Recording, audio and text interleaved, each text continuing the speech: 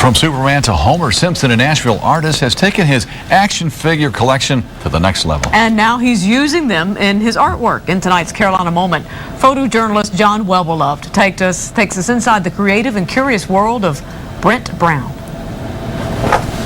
Sometimes I'm a graphic designer, sometimes I'm a commercial artist, sometimes I'm an illustrator, a cartoonist, caricaturist.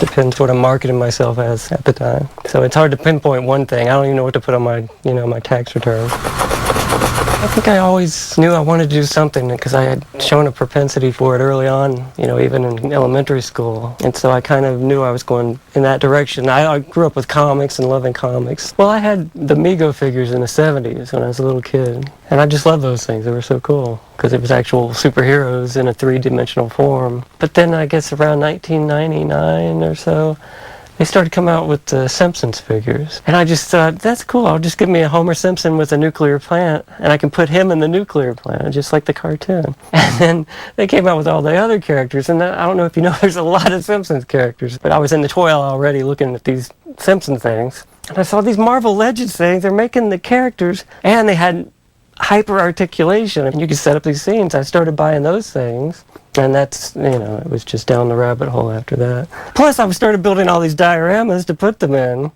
because I like taking photographs of the scenes, but I needed real backgrounds for them. I can't just put on my kitchen counter and take a picture with the toaster in the background. So I had to build this city, and a lot of these figures come with so many accessories, trash and little trash cans and lampposts and doors, and I could put it in Photoshop and add word balloons to it, and I started making comics out of those. So I've got a whole library of comics I've made from action figures.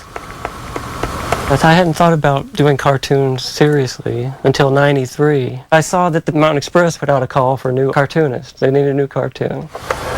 So I said, okay, I'll try to send in some. I tried to think of like 3 cartoons, and I sent in. Then the editor called me and said, yeah, we really like your cartoons. We want you to do one every other week. And I said, great, yeah. And then I hung up the phone and I said, oh, crap, how am I going to think of more cartoons? It's not like I do this, I haven't been doing it, so it took everything I could think of to do 3 of them to send them. And I guess I've been doing that since then, for like 8 years now. It's limited the number of people who care about what these local cartoons are about. And so I've tried to do some more generalized stuff where I can reach a wider audience with. If I don't have a deadline coming down, it's hard to get the impetus to do it. So I may just be a victim of my own laziness, I don't know.